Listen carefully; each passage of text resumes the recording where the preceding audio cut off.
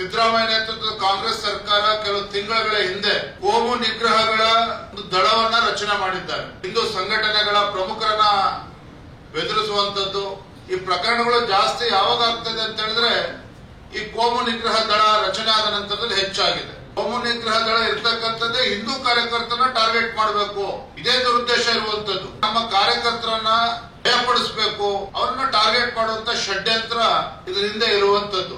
ಒಟ್ಟಾರೆಯಾಗಿ ರಾಜ್ಯ ಸರ್ಕಾರದ ಒತ್ತಡದ ತಂತ್ರಕ್ಕೆ ಮಣಿದು ಇವತ್ತು ಪೊಲೀಸ್ ಇಲಾಖೆ ಕೆಲಸ ಮಾಡ್ತಾ ಇದೆ.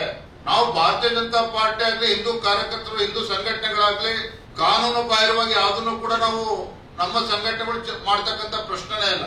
ಪೊಲಿಟಿಕಲ್ ಲೀಡರ್ಶಿಪ್ ಇವತ್ತು ಮುಖ್ಯಮಂತ್ರಿಗಳು ಆಡಳಿತ ಪಕ್ಷದಿಂದ ಆಗಿರ್ತಕ್ಕಂಥ ತಪ್ಪಿನಿಂದಾಗಿ ಪಾಪ ಅಧಿಕಾರಿಗಳ ತಲೆದಂಡ ಆಯ್ತು. ಎಲ್ಲ ಒಂದ್ ಕಡೆ ಇವತ್ತು ರಾಜ್ಯದಲ್ಲಿ ಕಾನೂನು ಸುವ್ಯವಸ್ಥೆ ಅಂತಕ್ಕಂಥದ್ದು ಸಂಪೂರ್ಣ ಕುಸಿದೋಗಿದೆ. ಸುಮಾರು 800ಕ್ಕೂ ಹೆಚ್ಚು ಇವತ್ತು ರೇಪ್ ಕೇಸ್ ಅಂತ ಕರ್ನಾಟಕ ರಾಜ್ಯದಲ್ಲಿ. ಐವಾನ್ ಡಿಸೋಜ ಅವರು ಪ್ರಧಾನಮಂತ್ರಿಗಳ ವಿರುದ್ಧ ಯಾವ ಭಾಷೆನ ಪ್ರಯೋಗ ಮಾಡಿದ್ದಾರೆ, ರಾಜ್ಯಪಾಲರ ವಿರುದ್ಧ. ಬಾಂಗ್ಲಾದೇಶದಲ್ಲಿ ಆದಂತ ಪರಿಸ್ಥಿತಿ ಇಲ್ಲೂ ಕೂಡ ಮಾಡಬೇಕಾಗ್ತದೆ, ನುಗ್ಗಿ ಹೊಡಿಬೇಕಾಗುತ್ತೆ ಅನ್ನೋ ಮಾತನ್ನ ಹೇಳಿದ್ರು. ಏನ್ ಮಾಡಿದ್ರು ಪೊಲೀಸ್ ಇಲಾಖೆಯವರು, ರಾಜ್ಯ ಸರ್ಕಾರ ಏನ್ ಮಾಡಿದ್ದಾರೆ? ಲೇಡಿ ಪೊಲೀಸ್ ಕಾನ್ಸ್ಟೇಬಲ್ ನಮ್ಮ ಕಾರ್ಯಕರ್ತರ ಮನೆಗೆ ಹೋಗಿ ರಿವಾಲ್ವರ್ ಅನ್ನು ತೋರಿಸಿ ಅವರ ತಂದೆ ತಾಯಂದರಿಗೆ ಎಚ್ಚರಿಕೆಯನ್ನು ಕೊಟ್ಟು, ನಿಮ್ಮ ಮಗ ಓಡಾಡೋದಕ್ಕಾಗೋದಿಲ್ಲ, ಊಟ ಮಾಡೋದಕ್ಕೂ ಕೂಡ ಸಾಧ್ಯ ಇಲ್ಲ, ನಿದ್ರೆ ಮಾಡೋಕ್ ಬಿಡೋದಿಲ್ಲ, ಈ ರೀತಿ ಗುಂಡಾವರ್ತನೆ ಇವತ್ತು ದಕ್ಷಿಣ ಕನ್ನಡದಲ್ಲಿ ಇವತ್ತು ಹೆಚ್ಚಾಗಿರುವಂತದ್ದು. ಇದಕ್ಕೆ ಪ್ರಮುಖವಾಗಿರ್ತಕ್ಕಂಥ ಕಾರಣ ಏನಪ್ಪಾ ಅಂತ ಹೇಳಿದ್ರೆ,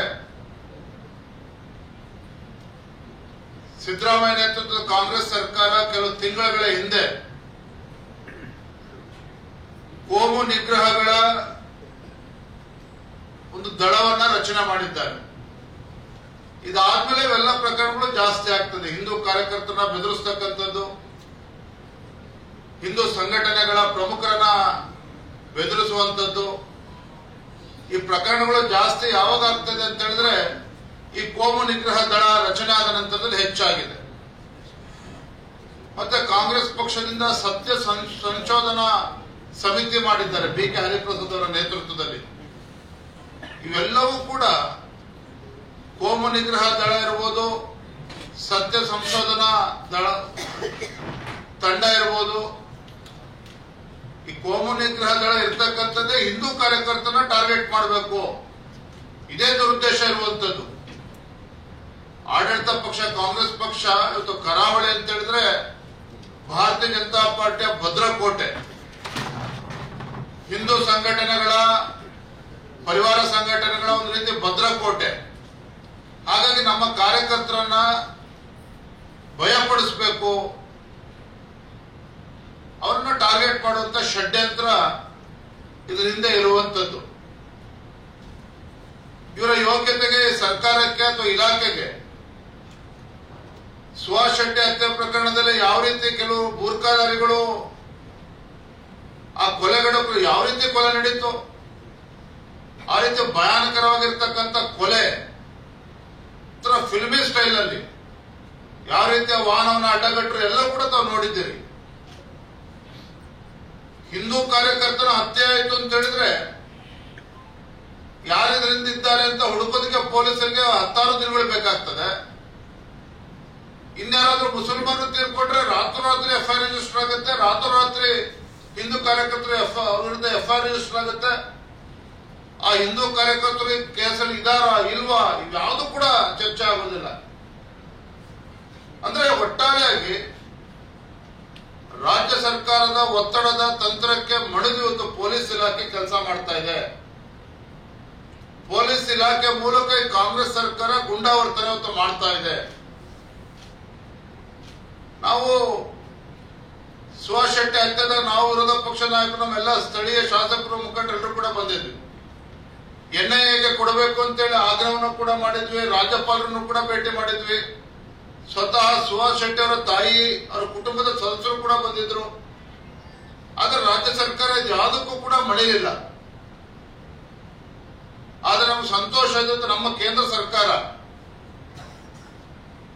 ಯಾವ ಪ್ರಕರಣದಲ್ಲಿ, ಯಾವ ಮರ್ಡರ್ ಕೇಸ್ನಲ್ಲಿ ಇವತ್ತು ವಿದೇಶದಿಂದ ಹಣ ಬಂದಿದೆ ಅನ್ನುವ ಮಾಹಿತಿಗಳು ಸಿಗ್ತಾ ಇದೆ. ಎಸ್ಡಿಪಿ ಇಂದ ಬೇರೆ ಬೇರೆ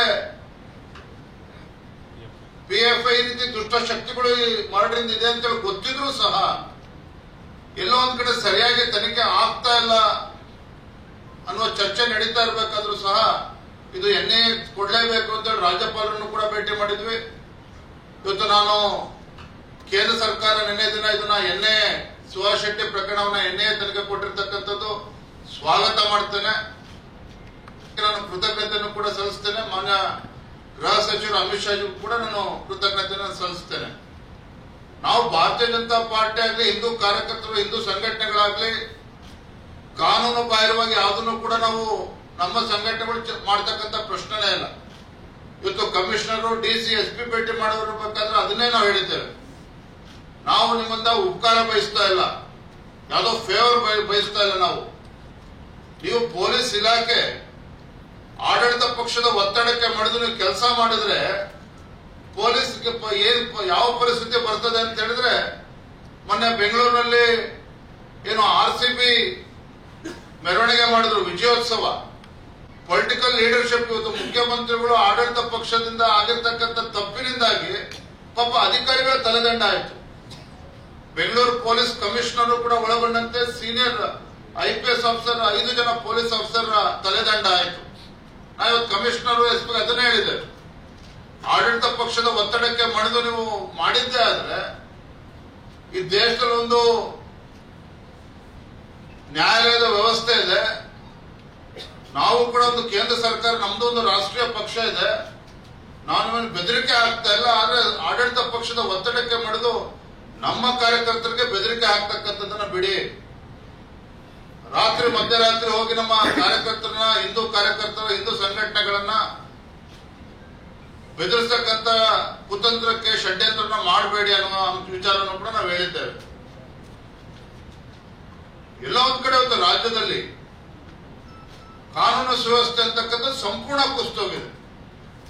ಇವತ್ತೊಂದು ಪತ್ರಿಕೆಯಲ್ಲೂ ಕೂಡ ಒಂದು ಉದಾಹರಣೆ ಉಲ್ಲೇಖ ಮಾಡಿದ್ದಾರೆ. ಸುಮಾರು 800ಕ್ಕೂ ಹೆಚ್ಚು ಇವತ್ತು ರೇಪ್ ಕೇಸ್ ಅಂತ ಕರ್ನಾಟಕ ರಾಜ್ಯದಲ್ಲಿ. ಬೆಂಗಳೂರಲ್ಲಿ ಆಗಿರ್ತಕ್ಕಂಥ ಘಟನೆ ಇವತ್ತು RCB ಇದರಲ್ಲಿ ಸುಮಾರು 11 ಜನ ಪ್ರಾಣ ಕಳೆದುಕೊಂಡ್ರು.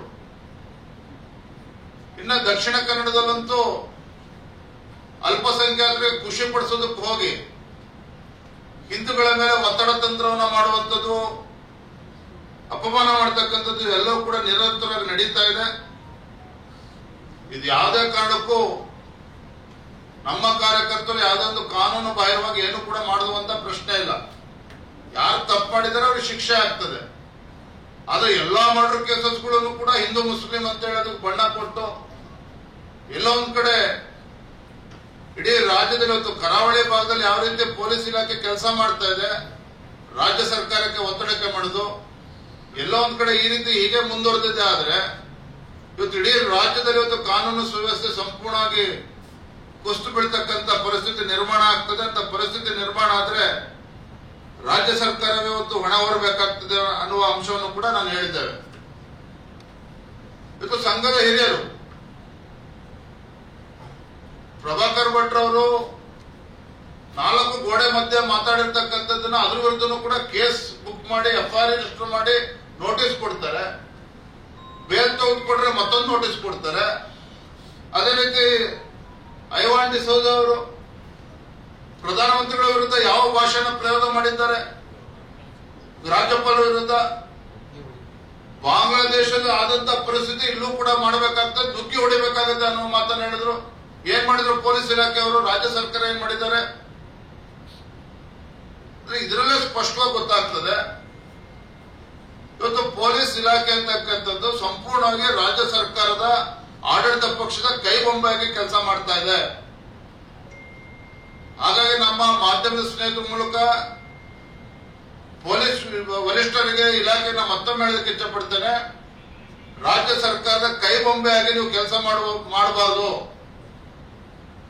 ಎಲ್ಲಿ ಅನ್ಯಾಯ ಆಗಿದೆ ಅನ್ಯಾಯದ ವಿರುದ್ಧ ಕೆಲಸ ಮಾಡಬೇಕು, ನ್ಯಾಯ ಕೊಡ್ತಕ್ಕಂಥ ಕೆಲಸ ಮಾಡಬೇಕು. Police department should not succumb to the pressure of the ruling government. ಈ ವಿಚಾರವನ್ನ ಇವತ್ತು ಜಿಲ್ಲಾಧಿಕಾರಿಗಳು, ಪೊಲೀಸ್ ಕಮಿಷನರ್ ಎಲ್ಲರ ಜೊತೆ ಕೂಡ ಚರ್ಚೆ ಮಾಡಿದ್ದೇವೆ.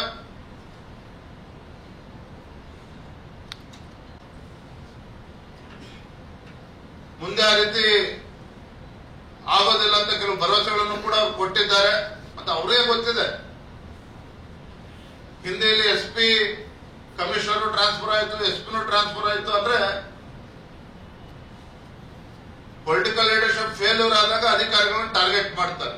ಬೆಂಗಳೂರಿನಲ್ಲಿ ಆಗಿದ್ದು ಅದೇನೆ, ದಕ್ಷಿಣ ಕನ್ನಡದಲ್ಲಿ ಕೂಡ ಆಗಿದ್ದು ಅದೇನೆ. ಹಾಗಾಗಿ ಈಗಲಾದ್ರೂ ಕೂಡ ಎಚ್ಚೆತ್ತುಕೊಂಡು ಇಲಾಖೆ ಬೆದರಿಸ್ತಕ್ಕಂತ ಕುತಂತ್ರವನ್ನ ಮಾಡದೇನೆ ನ್ಯಾಯಯುತವಾಗಿ ಅವರು ಕಾರ್ಯವನ್ನು ನಿರ್ವಹಿಸಬೇಕು ಅಂತೇಳಿ ನಾನು ಈ ಸಂದರ್ಭದಲ್ಲಿ ಆಗ್ರಹ ಮಾಡ್ತೇನೆ. ಇವತ್ತು ಉಸ್ತುವಾರಿ ಸಚಿವರು ಬಂದಾಗ ಯಾವ ರೀತಿ ನಡ್ಕೊಂಡಿದ್ದಾರೆ ಗೊತ್ತಿದೆ. ಗೃಹ ಸಚಿವರು ಬಂದಾಗ ಸುಭಾಷ್ ಶೆಟ್ಟಿ ಮನೆಗೆ ಭೇಟಿ ಕೊಡ್ತಾರೆ ಅಂತ ಹೇಳಿದ್ರೆ ಯಾರೋ ಒತ್ತಡ ಹಾಕಿದ್ರು ಅಂತೇಳಿ ಅವ್ರು ಹೋಗ್ಲೂ ಇಲ್ಲ. ಅವರು ಕೂಡ ಈ ರೀತಿಯ ವಾತಾವರಣದಲ್ಲಿ ಖಂಡಿತ ಕೋಮು ಸೌಹಾರ್ದತೆ ದಕ್ಷಿಣ ಕನ್ನಡ ಕಾಪಾಡಿಕೊಳ್ಬೇಕು ಅಂತ ಹೇಳಿದ್ರೆ ಬಹಳ ಪ್ರಮುಖವಾಗಿರ್ತಕ್ಕಂಥ ಅಂಶ. ಕಾಯಿಲೆ ಏನು ಅಂತೇಳಿ ಕಂಡಿಡ್ಕೊಂಡ್ರೆ ಅದಕ್ಕೆ ಔಷಧಿನೂ ಕೂಡ ಕಂಡಿಡ್ಕೋಬಹುದು. ಇವತ್ತು ರಾಜ್ಯದಲ್ಲಿರ್ಬೋದು, ದಕ್ಷಿಣ ಕನ್ನಡದಲ್ಲಿರ್ಬೋದು ಕಾಯಿಲೆಗಳು ಅಂದ್ರೆ ಏನು? ಲವ್ ಜಿಹಾದ್ ಪ್ರಕರಣಗಳು, ಅತಿ ಹೆಚ್ಚು ಲವ್ ಜಿಹಾದ್ ಪ್ರಕರಣಗಳು ದಕ್ಷಿಣ ಕನ್ನಡದಲ್ಲಿ ಆಗ್ತಾ ಇದೆ. ಗೋಹತ್ಯೆ ಪ್ರಕರಣಗಳು ದೊಡ್ಡ ಪ್ರಮಾಣದಲ್ಲಿ ಆಗ್ತಾ ಇದೆ. ಸ್ಯಾಂಡ್ ಮಾಫಿಯಾ, ಡ್ರಗ್ಸ್, ಇದನ್ನ ಯಾರು ತಡಿಬೇಕಾಗಿರ್ತಕ್ಕಂಥದ್ದು? ಪೊಲೀಸ್ ಇಲಾಖೆ ಸರಿಯಾಗಿ ನಿರ್ವಹಿಸಿದ್ರೆ ನಮ್ಮ ಕಾರ್ಯಕರ್ತರು ಬೀದಿಗಿಳಿತಕ್ಕಂಥ ಪರಿಸ್ಥಿತಿ ಪ್ರಶ್ನೆ ಉದ್ಭವ ಆಗೋದಿಲ್ಲ. ಹಾಗಾಗಿ ಇವತ್ತು ಎಲ್ಲವೂ ಕೂಡ ಸರಿಯಾಗಬೇಕು, ವಾತಾವರಣ ತಿಳಿಯಾಗಬೇಕು ಅಂತ ಹೇಳಿದ್ರೆ ಇಲ್ಲಿಗಲ್ ಆಕ್ಟಿವಿಟೀಸ್ ಏನ್ ನಡೀತಾ ಇದೆ, ಲವ್ ಜಿಹಾದ್ ಇರ್ಬೋದು, ಗೋಹತ್ಯೆ ಇರ್ಬೋದು, ಡ್ರಗ್ ವಿಚಾರದಲ್ಲಿ ಇರ್ಬೋದು, ಸ್ಯಾಂಡ್ ಮಾಫಿಯಾ ಇರ್ಬೋದು, ಇದನ್ನ ಮಟ್ಟ ಆಗ್ತಕ್ಕಂಥ ಕೆಲಸ ಇಲಾಖೆ ಮಾಡಿದ್ರೆ ಸಹಜವಾಗಿನೇ ಎಲ್ಲವೂ ಕೂಡ ಪರಿಸ್ಥಿತಿ ವಾತಾವರಣ ಸರಿ ಹೋಗ್ತದೆ ಅನ್ನುವುದನ್ನ ಪೊಲೀಸ್ ವರಿಷ್ಠರು ಕೂಡ ತಿಳಿಸತಕ್ಕಂಥ ಕೆಲಸ ನಾವು ಮಾಡಿದ್ದೇವೆ. That's my gadget. Let's go have some fun then.